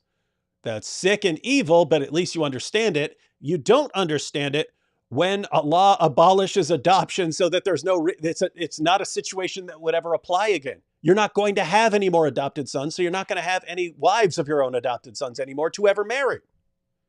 Let's go ahead and check this out. Surah 33, verse 4. We've got multiple translations up here. Let's go with Shakir right in the middle. Allah has not made for any man two hearts within him, nor has he made your wives, whose backs you liken to the backs of your mothers. That's something you would say to your wife. This was an idiom back then. If you wanted to tell your wife to get away from you, you said, you're like the back of my mother. Meaning I'm not going to... I still don't understand what that means, but yeah. It's like you wouldn't you wouldn't sneak up behind your mom for sex. That's actually what it is. You wouldn't sneak up behind your mom and be attracted. So I'm saying, hey, you're like that to me now. I'm not approaching you. I'm not. That's what I thought, but I didn't want to go there. Yeah, I know it's gross. It's gross to think, but that's apparently what it means. So, Allah has not made for any man two hearts within him, nor has he made your wives, whose backs you liken to the backs of your mothers, as your mothers, nor has he made those whom you assert to be your sons, your real sons. So talking about adopted sons here. These are the words of your mouths, and Allah speaks the truth, and he guides the way. And then going down to verse 5, assert their relationship to their fathers. This is more equitable with Allah. But if you do not know their fathers, this is talking about adopted, those who are adopted. But if you do not know their fathers, then they are your brethren in faith and your friends, and there is no blame on you concerning that in which you made a mistake, but concerning that which your hearts do on purpose. So the idea here is your adopted sons are not your real sons. In fact, you can see the Yusuf Ali translation. God has not made, so that's on the right. God has not made for any man two hearts in his one body, nor has he made your wives, whom ye divorced by zihar, your mothers, nor has he made your adopted sons your sons. He has not made your adopted sons your real sons. Such is only your manner of speech by your mouths. But God tells you the truth, and he shows you the right way. Call them by the names of their fathers, meaning their real fathers. So what this is saying, Allah is saying, Zayd was called Zayd bin Muhammad, Zayd son of Muhammad. Don't call him that anymore. Allah hasn't made your adopted sons your sons. Now call them by the names of their fathers. So now you do not adopt someone into your family so that they take your family name. Even if you can take care of an orphan, you can do that. You can take care of an orphan, but he does not become a part of your family. He is to remain part of his family, even if he has never seen his family. In other words, you've got someone who grows up in an orphanage, didn't happen there, But you take someone, if you go take someone out of an orphanage, you decide to care for an orphan, fine. You call him by his family's name and you understand he is an orphan that you are caring for. He is not part of your family. And so this passage abolishes adoption in Islam. There is no adoption in Islam. So notice the problem here. Allah abolished adoption. There is no more adoption. Do you have adopted sons anymore? No. You can take care of an orphan boy. You do not adopt him. He does not become part of your family. He does not take on your family name. So, given that that is the new law, is there ever a situation where a man is going to see his adopted son's beautiful wife and be attracted to her? No. So, is that a situation where Allah needs to break down a rule about saying that it's okay to marry the wives of your adopted sons? No, because there are no more adopted sons. What would this even be referring to? And so Allah says, Muhammad, you really, really have to take the wife of your own adopted son so that other people understand, even though that's a situation that will never rise again. It's so important that this non-existent situation requires you to take this beautiful woman and have lots of sex with her. This is so funny. It's like, Muhammad, my prophet, you have to do this. This is absolutely a part of the divine plan. This must be done so that you can set an example for this situation. And later, Allah lifts that situation entirely. Muhammad is like, so wait, why did you make me do that? It's like, well, that was then. I changed my mind. That's how Allah changes his mind. Perfect. That's how he abrogates things. Completely understandable. Makes so much sense. And it's just weird because it's like, if you see this and you do not get it, then like, what else can you say to someone? Like, what else do you say to someone? A guy, Muhammad saw a little 6-year-old and then he gets a revelation saying, hey, Allah is giving that 6-year-old to you as your bride. Muhammad sees the beautiful, sexy wife of his own adopted son, and he has to have her. And then he gets the revelations. He gets the revelations saying that you can have her. And this happens over and over and over again. He gets caught having sex with his slave girl, Mary the Copt. Mary the Copt. And how are his wives supposed to react that he gets caught not just having sex with his slave girl? He was allowed to do that. There was no disagreement about that. How are his wives supposed to react to the idea that he got caught having sex in one of their beds, right? So Hafsa went out to run some errands. Muhammad jumps into her bed with his slave girl, rolling around in her bed with his slave girl. She gets upset. She tells Aisha, they're all upset. And what's the reaction from his wives? They get upset, and Muhammad swears, he takes an oath, saying that he'll never do it again. He'll never have sex with this slave girl again. And then Allah orders him to break his oath. It's the opening 2 verses of Surah 66. Look up Surah 66 and go to Sunan an-Nasai and see the hadith that gives the historical background. Like, what do you do when you keep seeing this over and over and over again? Any perverted thing that other people, normal, moral, basically moral people would have looked at and go, this is bad. This is evil. And Allah is just saying, Muhammad, do this. Muhammad, make sure you go back and have sex with that slave girl and violate your oath. Hey, you need to take the wife of your own adopted son. Hey, you see that little 6-year-old over there? She's yours. It's over and over and over again. And it's like, and notice you say, AP, let me get your perspective on this, because we've said before that there are people who would say, even if it turned out to be true, I would not want to believe it. I would not want to believe it. We've heard people like that. And we both said in the past, if we actually thought it was true, we would have to follow it. Even if, as despicable as we find lots of these things, if there were some slam dunk knockdown argument that showed that Islam is true, then we would follow Islam, even though we find so much of it horrifying. We would still believe that it's true if there was this slam dunk knockdown argument. But all you see are problems like this. And all the arguments that were supposed to be these slam dunk knockdown arguments are now, they're acknowledging that they're false now, right? So the perfect preservation, now they call that a lie. Scientific miracles, now they call that a lie. The mathematical miracles, now they call it a lie. Everything they told us, well, here's why you should overlook these horrible things that Muhammad is doing because of this great evidence. Now they're acknowledging that the evidence is all lie. What's that leave you with? It leaves you with just the problems. Yeah. All right. So Well, what did you want my perspective on? You already you wanted to ask for my perspective, and then you already spoke in my place. So what should we do? Should we finish out this clip? There's only like a minute left, I think. maybe, yeah. Let's do it justice. All right, neighbors, we're going to wrap it on up here. Those are things that you might be able to bring Let me up. back it up. So now that everyone is familiar with these verses, go ahead and check this out. Because I mean, he's a nerd, but nerds do nerds do. What lots of happened reading. was they're like, well, you can't do that because he's your son. That's incest, even though he's adopted. So Muhammad came up with a new revelation. Well, God has just showed me something. God has shown me that adoption is not something he respects. Adoptions don't count anymore. There is no adoption. And so he didn't just disown his own adopted son. He abolished adoption. There are countries, Muslim-influenced countries now, where adoption's not allowed because Muhammad wanted to sleep with this girl who was married to his adopted son. Those are things that you might be able to bring up and appeal to them to sort of realize the difference between Jesus and Muhammad. What was the other thing I was going to tell you?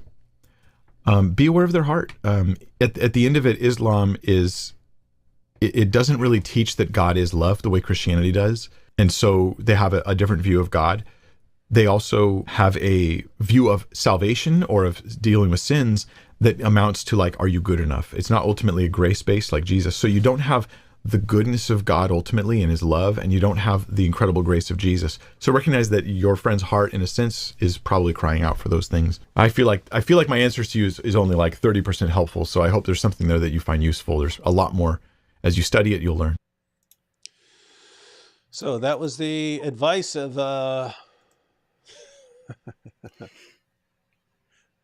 Mike Winger to his winglings. All the winglings, all my winglings out there. If you got to read the Quran, just make sure you pay attention to these things. But he kind of, I mean, those are a lot of the exact same things I would point out if I were just trying to give a quick overview of some of the issues you should be paying attention to for checking this out.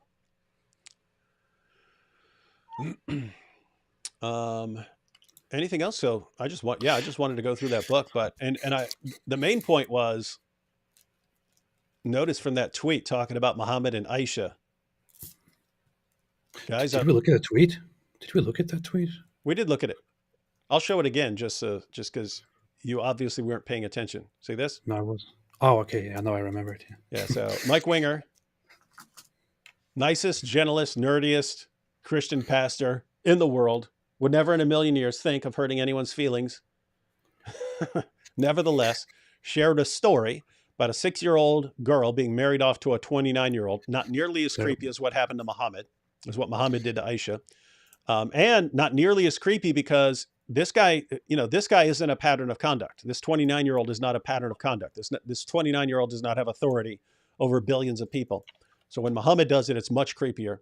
But yes, Mike Winger here says, following the footsteps of Muhammad, who married Aisha when she was six-year-old little girl, and he was 53. Remember it now, AP? I remember, yeah. This is a typical example of Islamophobia, and but I remember it. Yeah. Yeah. So anyway, do you also want to show how I completely destroyed and humiliated him on Twitter, or I actually don't have Twitter on this. I have to actually take screenshots on my laptop and pull up. But if you want to, go ahead and read it, yeah, show how you embarrassed him, because I don't want people to look at that and think, oh, he's a nerd, so he's smart. No, it's fine. It's fine. He said, I don't want to brag about he this, did say something that caused you to go, wow, this is completely insane and ridiculous. And I can't believe that Christian apologists argue like this. Not really. I mean, all I did was just I quote tweeted something that he said, which was, let me see, what was that? He said something. Oh, here it is. So he said, if we test Islam by the behavior of Muhammad, it fails. If we test Mormonism by the behavior of Joseph Smith, it fails. If we test Christianity by the behavior of Jesus, it proves to be the truth. Now, I get his point. I see what he means and where he's coming from. But I just responded to that by saying, while I agree that Muhammad is a terrible character compared to Jesus or even the Buddha, that doesn't say anything about whether these religions are true or false. And yeah, of course, that's Yeah, I mean, unless he really fleshed out what his point there is, just yeah. saying, "Hey, Jesus was really good." And to be fair, I mean, Mike Winger is an apologist; he could give all sorts of things, but yeah, you'd have to flesh that out. Like, what do you mean? Like, if Jesus was, he, I mean, I guess if you included that he went around like miraculously healing people, then you'd say, okay, this is vindicating his claims because he's performing all these miracles and so on.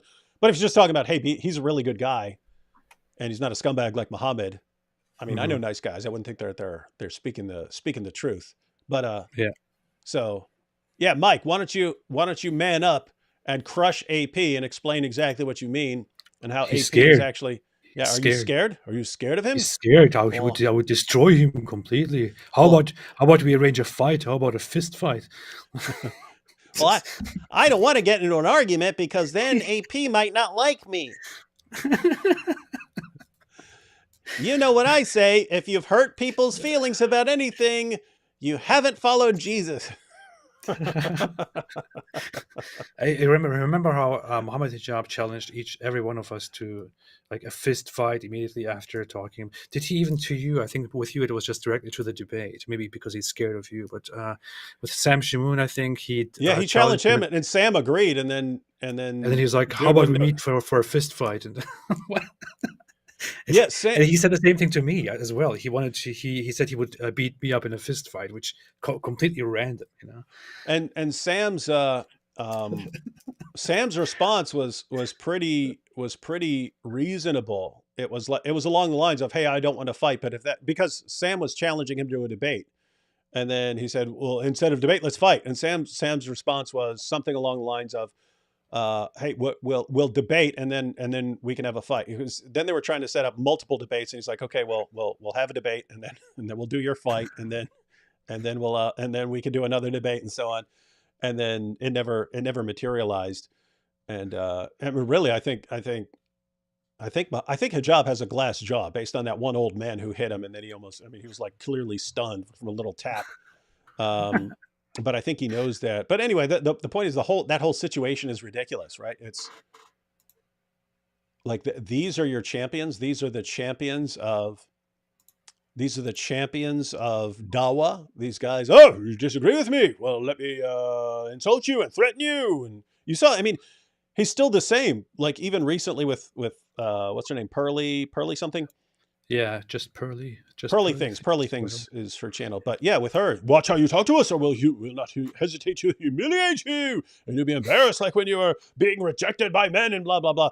And it's just, my goodness, these are the champions of Dawa. And so It just like it just reminds me of like these people are like acting like these the high school bullies who who are of no use, who contribute nothing at all to the conversation, but just take pleasure in bullying people and saying dumb stuff, and are then popular for a while, and then later they don't matter at all anymore. That's what it reminds me of. And Childish. look at the real impact it has. So you go around thumping your chest, hey, everyone's scared of me, ha ha, the Quran says you can have sex with a 5-year-old. That's what he says. And Ali Dawa, my daughter reached the age of puberty. By the age of 9, I would tell her you are ready to be married. And then Hakikachu. And then what's creepy is all these dudes will again try to defend it. Oh, Mary was a little girl and stuff like that. And what's happening? You are ending up, they are causing the nicest, nerdiest IKEA furniture buying, damaging their finger from too much reading, blue light in the background. They're annoying these guys so much that they're coming out and condemning Muhammad's relationship with Aisha. That's the impact Dawa is having. The blue light thing is really ridiculous. I mean, what kind of nerd puts blue light?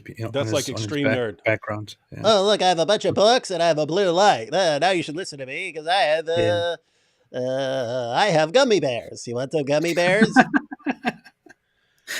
People always disagree with me, and they say, Mike, I think you're wrong about the gospel. And so I just jump right out and tell them, hey, let's have some gummy bears. Let's have some gummy bears. So by the time we've had a few handfuls of gummy bears, everything is all right. I always say that. I always say everything's better after a handful of gummy bears. And so notice, like, nicest guy in the world would never even dream about hurting anyone's feelings. And this is the guy who's now coming after Islam and exposing all the problems and errors. Dawa guys, my goodness, the Dawa guys, look what they're doing, creating their own enemies. Anthony here, we're all wrapped up with our video, so we're going to be wrapping up. But Anthony here says, Happy Father's Day to you, David, and not to AP. That's kind of dirtbaggish of you. I don't believe in fathers. It's a Christian conspiracy. Happy Father's Day to you, David. An excellent Mike Winger impression. I do an excellent Mike Winger impression. That's just from, talking to him. And being able to spot when he's using an auto-tune, something to add bass to his voice. He says, what lessons in becoming a father has taught you? It was kind of not the right place to go into fathering lessons. But the main thing as far as me is that I've always been kind of like on my own and not caring much what happens to me. And all of a sudden you got a family, and now all of a sudden you have a moral obligation to behave differently. And in other words, everything is another factor. Now you have multiple relationships and multiple responsibilities that I'm not going to be a dirtbag. But I mean, if you'd have caught me no family, I would have no objections at all to flying into Saudi Arabia, preaching the gospel, getting murdered, would not care. Can't do that. Whoa, wait a minute, David. You should be scared. What? You talked so much trash. I guess who's in the chat now? Who? Guess who's in the chat now? Who? Mike Winger. Hidely ho! Hey, Mike, give us a hidely ho to all my winglings.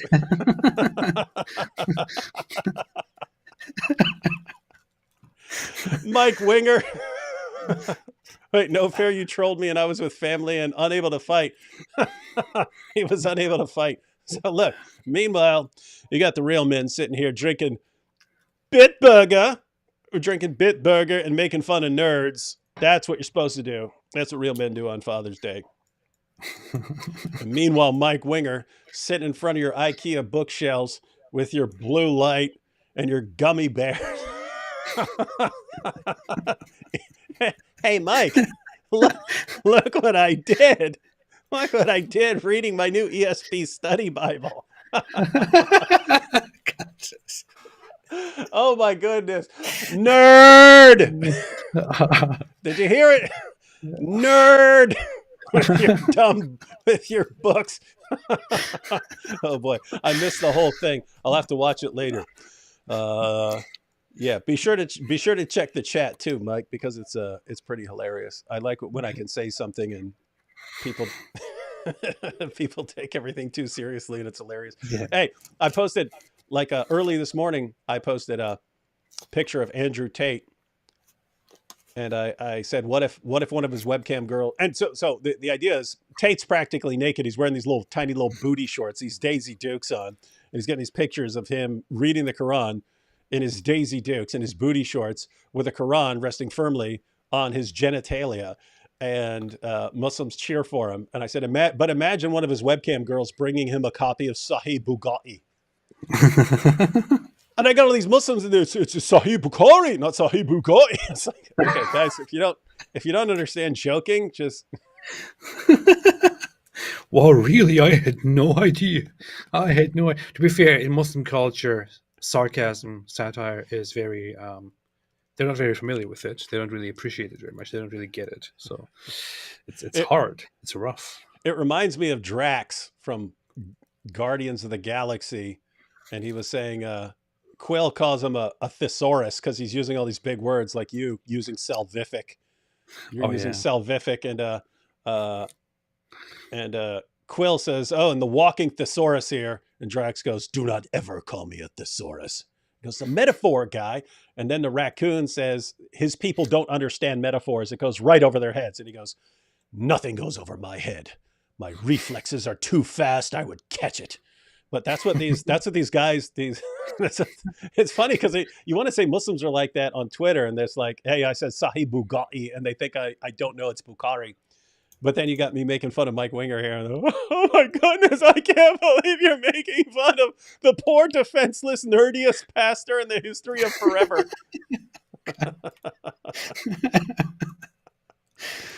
Oh boy. All right, AP.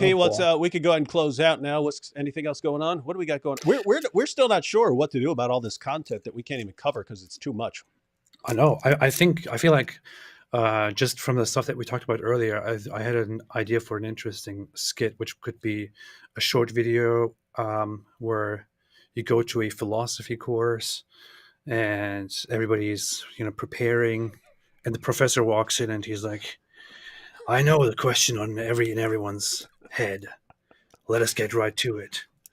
What do you do if you're attracted to your adopted son's wife? And that's how it starts. And then it goes into that. Yeah, it could be the entire class. Here we are, adopted sons' wives, 393, in the field of ethics.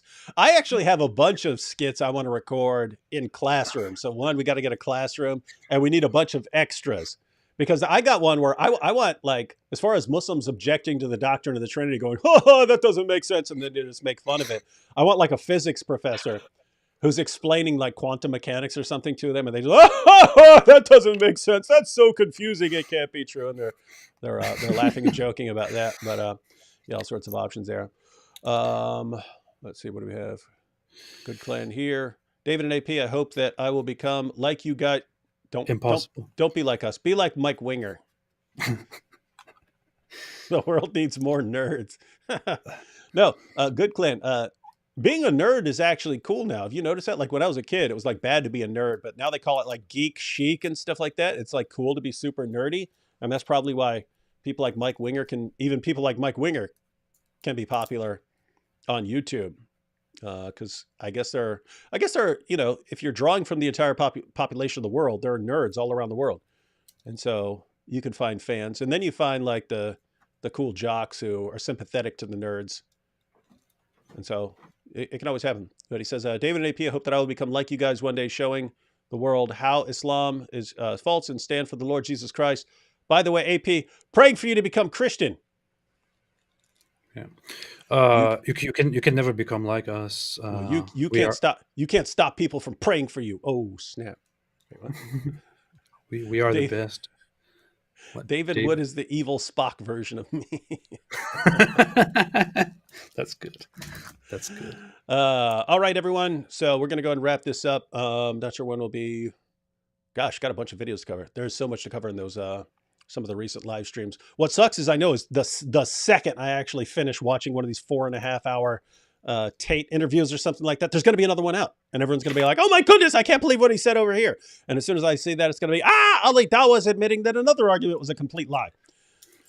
That's funny. Yesterday, when I randomly brought up this one video from that by that guy who looked like Shaky Booty, and he was reviewing, he was responding to Andrew Tate reading the Quran half naked on a photo. He said something like, so apparently Andrew Tate did something again. He started with that. He said again. I'm pretty sure he said again, and it sounds like even they are aware now that there is always something new that he does. Again, a controversy that everyone talks about, where he makes people mad, or where he makes people question if you are even allowed to do that. So we will never get a break as long as Andrew Tate is on the scene here for Islam. And even like for everyone out there who's wondering what sort of those of you who are interested in video making, this is a gold mine of videos. The Tate, Sneeko. Matter of fact, both Tate brothers. So Andrew posted, this picture of himself in booty shorts, reading the Quran, and he released this video where he's telling young men to go around having sex with lots of young women in order to build up experience, so that you can distinguish between someone you want to be a wife and someone you don't. he's saying all these things. God is a concept, and you know, the concept, even if it's a total pagan god concept, it's fine. Um, all of this is stuff that, you know, flies in the face of Islam. And there are some Muslims who respond to it. And then Tristan Tate responded to them. And he said, yeah, you know, I was in jail with my brother, and he always kept the Quran on a top bunk, elevated above other books. So it's so strange that these Muslims, he put it in quotation marks, are attacking him. These Muslims, in other words, if you're criticizing Andrew Tate for going against Islam, you're a Muslim, but in quotation marks, like not real.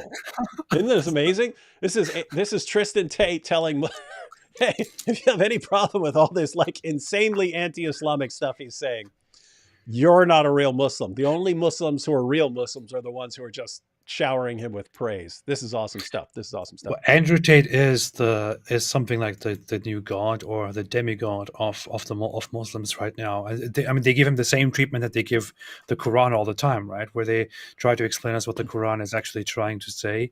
They give Andrew Tate the whole same treatment. Alidawa did it on that video that we saw yesterday, where he tries to tell us what Andrew Tate really means when he speaks of God as a concept, or what he really means when he says there are many paths to God. And now Tristan Tate, as his brother, can also just come out there and can basically decide who is and who is not a good Muslim. That's just amazing. Yeah. Yeah, it's awesome stuff. Isn't that amazing?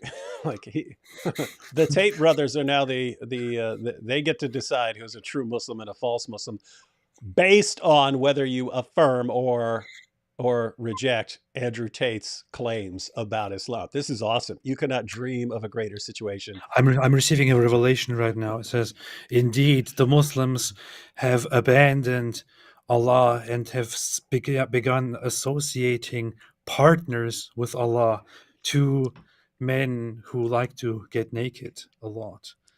And Allah is the wisest and greatest. This is the revelation. We have this comment from Wingaling. Revelation. He says, hey, David, I just saw your video on that Islamic apologist saying that Jesus physically died and rose again, but that it doesn't count as dying or being crucified because the angels did take his soul. That is indeed wild stuff, David. That is wild stuff. I'll have to do some further investigation. I'm going to buy every book on the topic and put it on my beautiful bookshelf. That is my my crap IKEA bookshelves. Not homemade. You see this? You see this, Mike Winger? I bought this wood at the lumber store. Built it myself. That's how it's done. And you got here Deja Vu. Plus, you should get rid of blue light. Blue light in the back is just unacceptable. That is. I mean, terrible. It's extremely effeminate. Let's just say that. But no, Mike, it's the crucifixion actually an interesting topic, because there you had Sheikh Imran Hussein giving his position, but there are multiple versions of that, and you would think that they would be adopting that position because of the overwhelming historical evidence. Like, you know, they're catching on to the fact that scholars all agree that Jesus died by crucifixion, and they would be saying, oh, okay, well, we have to reinterpret the Quran in light of that. But it's actually not. It has always been a position in Islam. There's always been a minority who thought that Jesus was nailed to a cross, and what the Quran is saying when it says he wasn't killed and crucified, they read that in the light of other Quran verses which say things like, when you kill someone in battle, don't say you've killed him. It's actually Allah who's killed him through you. And so it's notice, you know, you walk up, you stab someone in the battle, you stab him in the throat, you kill him, and you walk back and you say, I killed that guy. And then the response is, no, you didn't kill him. Allah killed him. And so they're reading it in light of passages like that or some other Quran passages, and they're saying the Quran is not actually denying Jesus' crucifixion. It's denying that these guys are the authors of it, or that they got the victory over it, or something like that. If you just read that verse, it sounds like it is very clearly denying the crucifixion. That's why it's hard for people to interpret it in any other way. What's interesting is that that's the only verse. There's like the one verse to go on that denies the crucifixion. And you've always had Muslims who interpret it differently. So it is something to take into account. One, you got to One, best case scenario, Allah is very horrible at wording things because he confused so many people for so long. But it is something that Christians need to be aware of in having these discussions. All right, never. Alhamdulillah. All right. We'd just like to thank Mike Winger for providing that video, for auto-tuning his voice to make him sound like he's got some bass in his voice. Thank you for all the gummy bears. Like, who does that? Look at my $40 Walmart guitar back there. Who does that? Oh man. Anyway, let's just say ideas about what's cool and not have changed since I was a boy, and even are very different depending on where you go in the world. All right, everyone. We will catch you here. Any final thoughts, AP? As my friend Sergeant Lipham always says, stay away from Islam. So you heard it from the apostate prophet, and Sajid has declared it as well.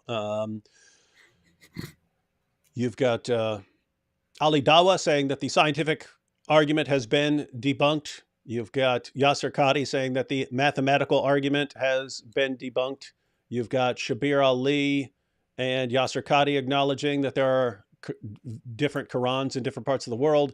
You've got Fareed calling Sheikh Yasser Qadi a liar for ever claiming that there was only one Quran. These are great times to be in, ladies and gentlemen. I hope everyone what's up? And also calling Shabir Ali a punk. He called him a punk. He called him a punk. We are in the midst of the Dawa wars. They are breaking down because they've been telling lies. Their lies are getting called out, and they are defending their lies with new lies. And it's easier for us to expose lies thanks to the power of the internet than it used to be. And so now we're destroying them faster than ever before. Dawa is coming crashing down. If you want to hasten that, it's very easy. You do not need to learn everything. You don't have to know anything. You can pick a couple of things. You could pick one thing. You could take that tweet. I'll show it to you. You could take this tweet from Mike Winger, something like that. If you just learn the basics about Muhammad marrying a 6-year-old when he was an old geezer, just learning that sort of thing, and share it. So those of you who have the time to learn a lot of information, whether it's apologetics or just criticizing Islam or whatever it has to be, you definitely want to do that. But for those of you who are saying, I don't have time for this, I have a lot of other things going on in my life. If you're here, you're obviously somewhat interested in the topic. So keep in mind, you do not have to be someone who learns all of this stuff in order to do your part. And so if you learn one thing and you share it with 10 people, you've done something very valuable right there. So learn something, learn it well, share it, keep doing that. If you get 1,000 people doing that, 100,000 people doing that, 1 million people doing that, you're going to see a lot of Dawa nonsense collapse very quickly. And I ain't got no time. We will see you very shortly to do our part. Catch you later. Catch you. And heidily ho, everyone. From me, Mike Winger. Shout out to all the Wingalings. Thanks for tuning in, guys.